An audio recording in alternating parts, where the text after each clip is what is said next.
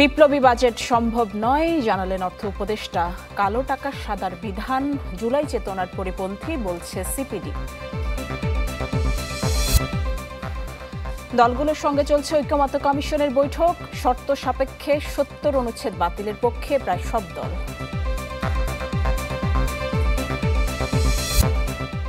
ট্রাইব্যুনালে হাসিনার বিরুদ্ধে গুমের অভিযোগ সালাউদ্দিনের। নির্বাচন আয়োজনে সময়সীমা বেঁধে দেওয়ার পক্ষে নয় জামায়াত।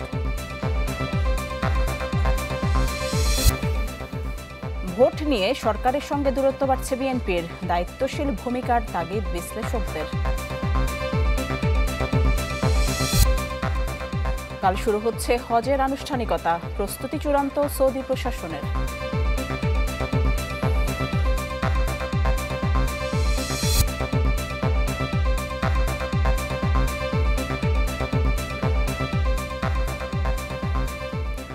আমন্ত্রণ চ্যানেল 24 এর বিকেল 4টার খবরে শুনছিলেন প্রেসিডেন্সি ইউনিভার্সিটি সংবাদ শিরোনামগুলো। আপনাদের সাথে আছি আমি ফারজানা নিশি।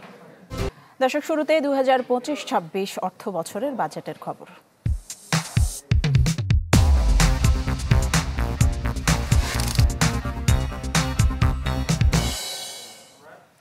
বর্তমান বাস্তবতায় বিপ্লবী বাজেট সম্ভব নয়। বাজেট পরবর্তী সংবাদ সম্মেলনে এই কথা বললেন অর্থ উপদেষ্টা ডক্টর সালেউদ্দিন আহমেদ। রাজধানীর ওসমানী স্মৃতি মিলনায়তনে সংবাদ সম্মেলনে তিনি বলেন, কিছু ক্ষেত্রে বাজেট গতানুগতিক হয়েছে, তবে আগের পদাঙ্ক অনুসরণ করা হয়নি। দারুণ বিপ্লবী একটা বাজেট দিয়ে দেব, দারুণ একটা রেভিনিউ আনবো, সম্ভব না।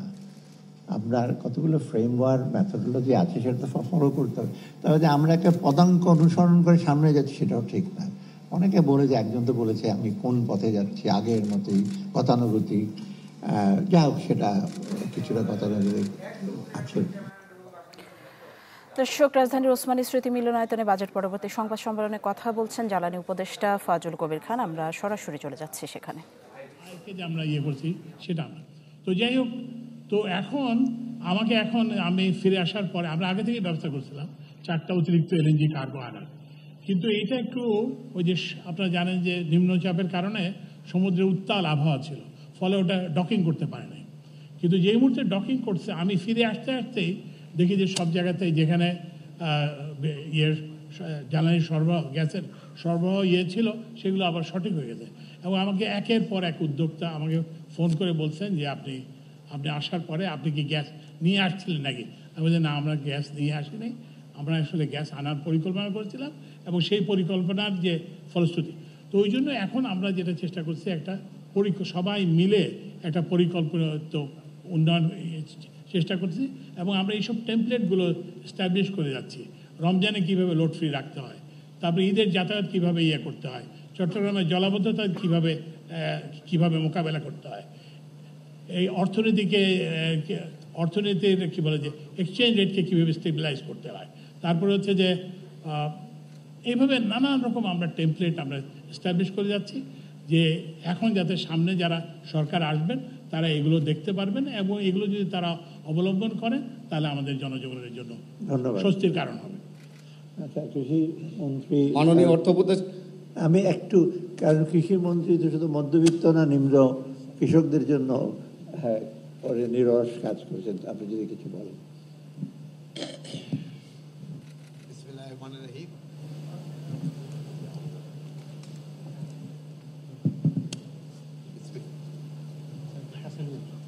বিসমিল্লাহির রহমানির রহিম। আমরা ভোক্তাদের অধিকারের জন্য যতটা কথা বলি, কিন্তু আমরা কৃষকের অধিকার নিয়ে কিন্তু আমরা ওইরকম কোনো কথা বলি না। এবার দেখেন, আপনাদের আলুর উৎপাদন কিন্তু অনেক বেশি হয়েছে, ভোক্তারা কম মূল্যে পাচ্ছে আলু, ভালো কথা, কিন্তু কৃষক তার ন্যায্য দাম কিন্তু পাচ্ছে না। এই ব্যাপারে আপনারা যদি একটু সোচ্চার হন হয় সবচেয়ে ভালো। আমরা সরকারের পক্ষ থেকে অনেক প্রণোদনা দেওয়া হয়, এই প্রণোদনার বেনিফিটটা কিন্তু মধ্যবর্তী শ্রেণী সবাই পায়, এই প্রণোদনাটা যেটা দেওয়া হয়।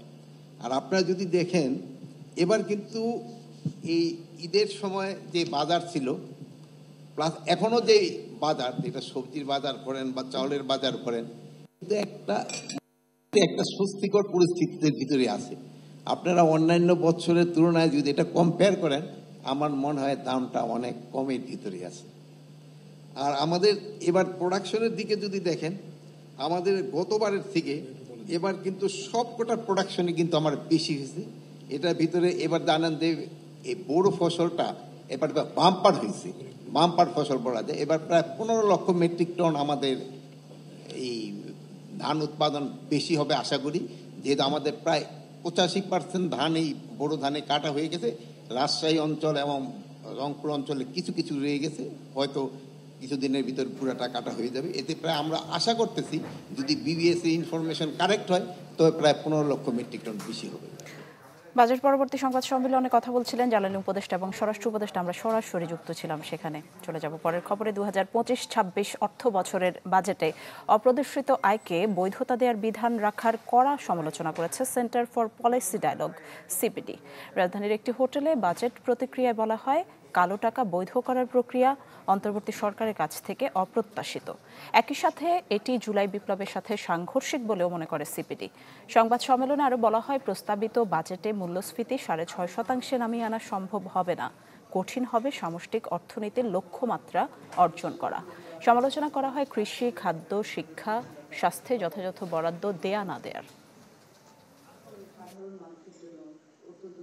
এই বৈষম্যবিহীন স্পিরিটের সাথে বাজেটারি পদক্ষেপগুলো কিন্তু সাযুজ্যপূর্ণ নয়। বিশেষ করে যে বৈষম্যমূলক পদক্ষেপ, কালো টাকা সাদা করার মতো এরকম আরও যে সমস্ত নেতিবাচক পদক্ষেপগুলি রয়েছে সেগুলি পুনর্বিবেচনা করবেন এবং রহিত করবেন, এবং এটা করতে পারলে তিনি আমাদের যে অর্থনৈতিক ব্যবস্থাপনা সেই ব্যবস্থাপনার মধ্যে একটা ফুটপ্রিন্ট রেখে যেতে পারবেন। শর্ত সাপেক্ষে সংবিধানের 70 অনুচ্ছেদ বাতিলের পক্ষে একমত প্রায় সবকটি দল। রাজনৈতিক দলগুলোর সাথে জাতীয় ঐকমত্য কমিশনের দ্বিতীয় দফার বৈঠকে প্রথম অধিবেশনে তাদের এই মতৈক্য হয়। অর্থবিল, সংবিধান সংশোধন ও আস্থা ভোট, এই তিনটি বিষয় বাদে সংসদে দলের বিপক্ষে অবস্থান নেওয়া যাবে, এ ব্যাপারে একমত হওয়ার কথা জানান রাজনৈতিক নেতারা। সকালে রাজধানী ফরেন সার্ভিস একাডেমিতে শুরু হয় এই বৈঠক। এতে সভাপতিত্ব করছেন ঐকমত্য কমিশনের সহ সভাপতি আলী রিয়াজ। বৈঠকে অংশ নিয়েছেন বিএনপি, জামায়াত ইসলামী সহ বিভিন্ন রাজনৈতিক দল ও জোটের নেতারা। আর 4টি বিষয় নিয়ে রাজনৈতিক দলগুলোর সাথে আলোচনা চলছে ঐকমত্য কমিশনের। আস্থা ভোট, অর্থ বিল এবং সংবিধান সংশোধন সংক্রান্ত যে কোনো বিলের ক্ষেত্র ছাড়া অন্যান্য সব বিষয়ে সংসদ সদস্যগণ স্বাধীন থাকবেন, এই মতামতে প্রায় সব দল একমত হয়েছে বলে আমার বিশ্বাস হয়েছে। একটা হচ্ছে অর্থ বিল, এরপরে ছিল আপনার সংবিধান সংশোধন ইস্যুটা, আর আস্থা ভোট, নো কনফিডেন্স নিজ দলের বিরুদ্ধে। তো আজকে এখন এখানে প্রায় সকল দলগুলো এই বিষয়ে ঐকমত্য পোষণ করেছে। সংবিধান সংশোধনী এবং রাষ্ট্রপতি নির্বাচনের ক্ষেত্রে 70 অনুচ্ছেদ প্রযোজ্য হবে কিনা, আমরা বলেছি যে এটা সংবিধান সংশোধনীর প্রযোজ্য হওয়া উচিত হবে। দর্শক, রাজধানী ফরেন সার্ভিস একাডেমিতে রাজনৈতিক দলগুলোর সাথে জাতীয় ঐকমত্য কমিশনের দ্বিতীয় দফার বৈঠক চলছে। আমরা সরাসরি চলে যাব সেখানে।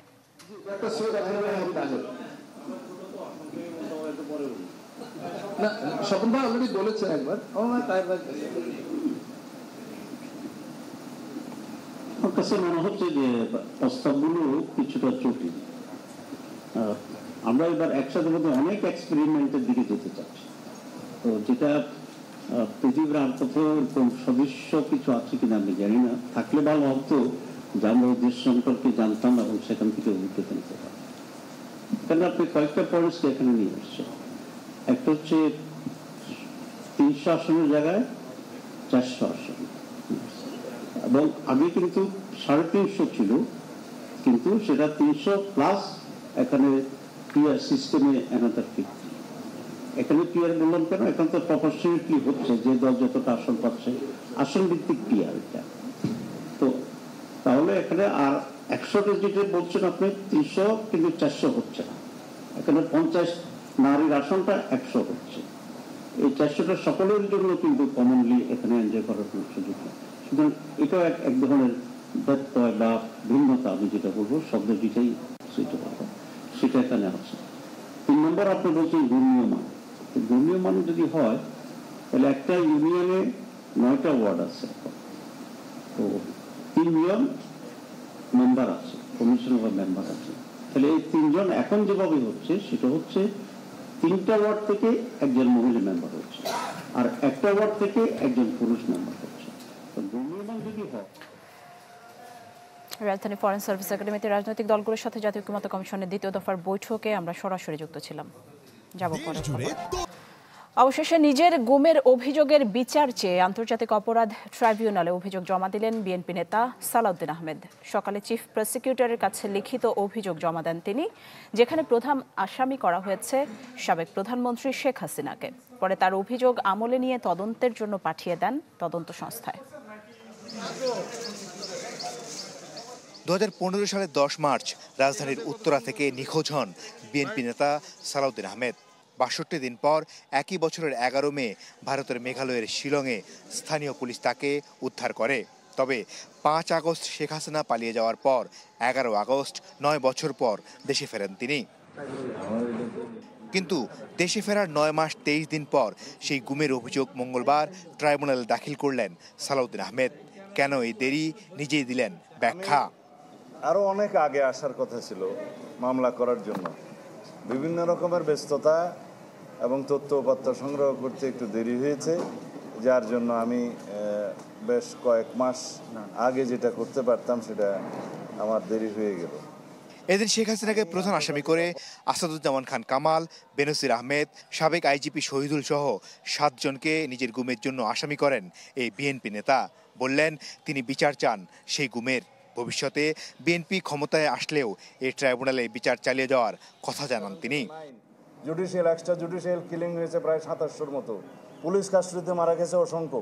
এইভাবে যারা নির্যাতিত হয়েছে, যারা নির্বাসিত হয়েছে, যারা কারাবাসে গিয়েছে, যারা অন্ধত্ব বরণ করেছে, চিরতর অপঙ্গত্ব বরণ করেছে, শিকার হয়েছে হত্যাকাণ্ডের, এগুলো সবগুলোর বিচার করা হবে ইনশাআল্লাহ। পরে চিফ প্রসিকিউটর সাংবাদিকদের সালাউদ্দিন আহমেদের এই অভিযোগ আমলে নেয়ার কথা জানান। এটা অনেকটা বিলেটেড স্টেজে দায়ের করেছেন। আমরা আশা করেছিলাম যে অনেক আগে এটা আসবে, যেহেতু এটা খুবই আলোচিত ঘটনা। আমরা অভিযোগটা নিয়েছি, তাৎক্ষণিকভাবে আমরা আজকে এটা তদন্ত সংস্থার কাছে পাঠিয়ে দেব, তারা তদন্তপূর্বক দ্রুত ব্যবস্থা নেবেন। এদিন চিফ প্রসিকিউটর ট্রাইব্যুনালে জানান, আদালত অবমাননায় শেখ হাসিনার বিরুদ্ধে পত্রিকায় বিজ্ঞপ্তি দিলেও তিনি আসেননি, কাজেই তারা শুনানি করতে চান ঈদের পর। সেই সাথে চানখারপুলে 6 জনকে হত্যায় সাবেক ডিএমপি কমিশনার হাবিবুর রহমান সহ 4 জনের বিরুদ্ধে পত্রিকায় বিজ্ঞপ্তি প্রকাশের নির্দেশ দেন ট্রাইব্যুনাল। মাসুদুর রহমান, চ্যানেল 24, ঢাকা। নির্বাচন আয়োজনের সময়সীমা বেঁধে দেওয়ার পক্ষে নয় জামায়াত, তবে সক্ষমতা যাচাইয়ের জন্য আগে স্থানীয় সরকার নির্বাচনের দাবি দলটির। রাজধানীর একটি হোটেলে সংবাদ সম্মেলনে জামায়াত আমির জানান, দুর্নীতি ও দুঃশাসনমুক্ত দেশ উপহার দিতে চান তারা। আগামী দিনগুলোতে নিবন্ধন ফিরে পাওয়ার পর জামাত ইসলামীর প্রথম আনুষ্ঠানিক সংবাদ সম্মেলন, যেখানে উঠে আসে গণ অভ্যুত্থান, রাজনীতি, নির্বাচন সহ বেশ কিছু বিষয়। সদ্ব্যবহার করেন নাই। স্বাধীনতার পরবর্তী সময়ে ক্ষমতার পালাবদল ইস্যুতে রাজনৈতিক দলের সমালোচনা করেন জামাত আমির। সামনে আনেন দলটির সাথে হওয়া বৈষম্যের আদ্যপান্ত।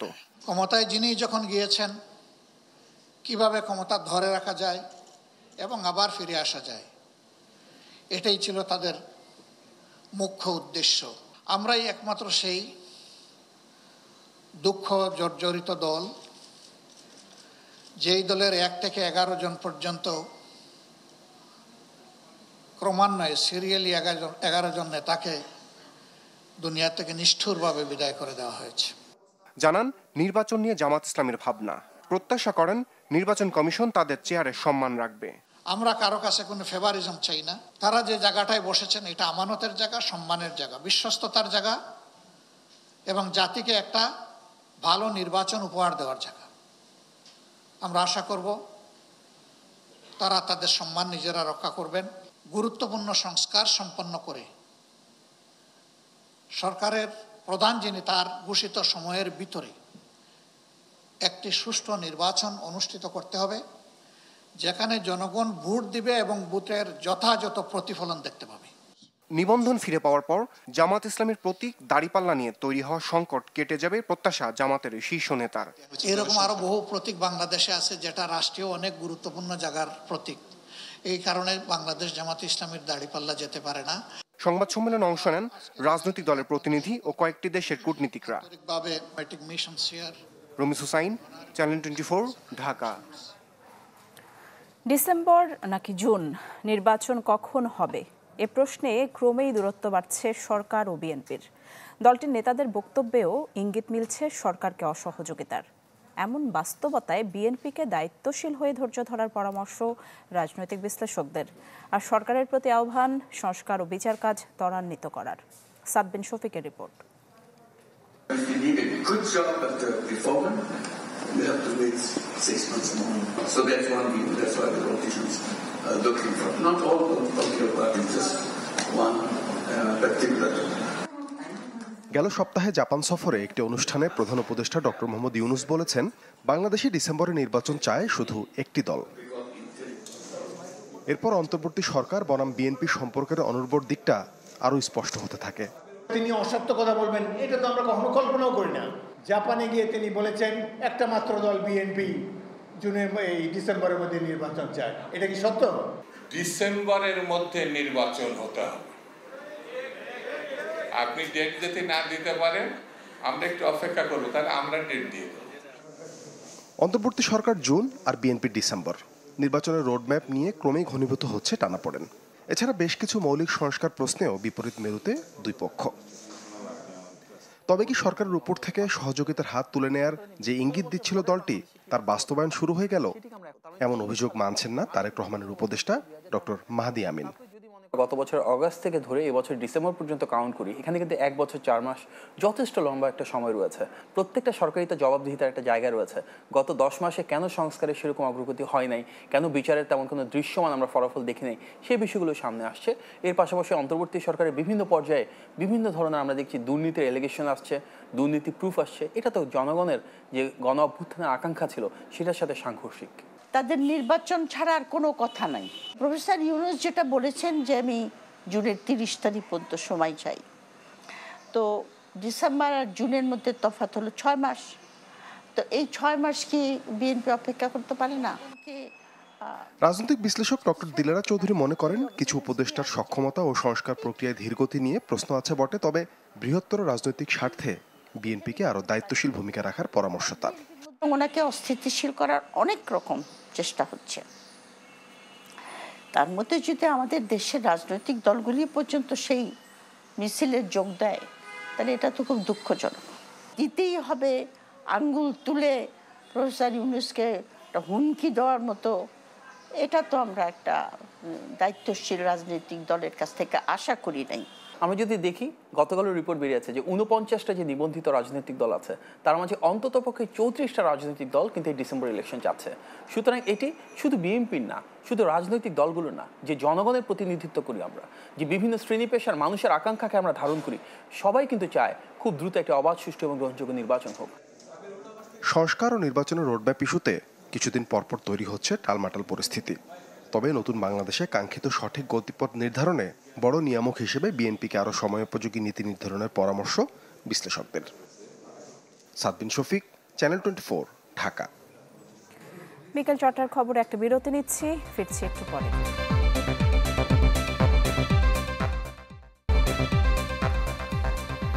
বিরতির পর আবারও ফিরলাম বিকেল 4টার খবরে। ঈদ যাত্রায় নির্ধারিত ভাড়া ও যাত্রী ছদ্মবেশে ডাকাতি ঠেকাতে বিভিন্ন পদক্ষেপ নেওয়া হয়েছে বলে জানিয়েছেন স্বরাষ্ট্র উপদেষ্টা মোহাম্মদ জাহাঙ্গীর আলম চৌধুরী। দুপুরে সচিবালয় ব্রিফিংয়ে তিনি জানান, প্রতি বাসে 3 জন লোক থাকবে যারা যে কোনো সমস্যায় যাত্রীদের সহায়তা করবে।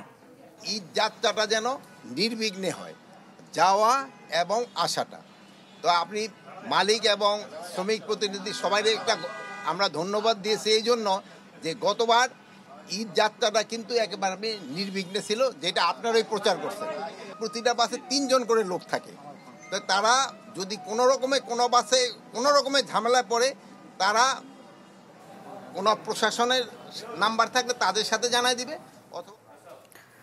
ঢাকা দক্ষিণ সিটি কর্পোরেশনের মেয়র পদে ইশরাক হোসেনকে শপথের দাবিতে টানা 20 দিনের মতো অচল নগর ভবন। মাঝে ইশরাকের শপথের বৈধতা চ্যালেঞ্জ করে কোর্টে দায়ের করা রিট বাতিলের পর আন্দোলন কয়েকদিনের জন্য বন্ধ থাকলেও কার্যত বন্ধ দক্ষিণ সিটির সব ধরনের দাপ্তরিক কার্যক্রম। সকাল থেকে ঢাকা দক্ষিণ সিটির বিভিন্ন থানা ওয়ার্ড থেকে বিএনপি অঙ্গ সংগঠনের নেতা কর্মীরা আসতে থাকেন নগর ভবন প্রাঙ্গণে। তারা স্লোগানে ইশরাক হোসেনকে শপথের দাবি জানান। বলেন, ইসির গেজেটের বাস্তবায়ন না হওয়ার আগ পর্যন্ত এই আন্দোলন চলবে। চলমান কর্মসূচির পরবর্তী নির্দেশনা দিতে বিকেলে নগর ভবনে আসার কথা আছে বিএনপি নেতা ইশরাক হোসেনের।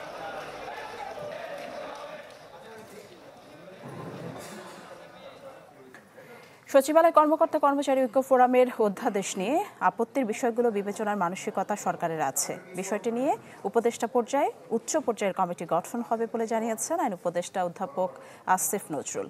সচিবালয় ব্রিফিংয়ে তিনি বলেন, কমিটির দায়িত্বই হবে ওনাদের আপত্তিগুলো ভালো করে শোনা, বিবেচনা করা এবং সে অনুযায়ী সুপারিশ করা। আমি যতদূর জানি, একটা উপদেষ্টা পর্যায়ে একটা উচ্চ পর্যায়ের কমিটি করা হবে।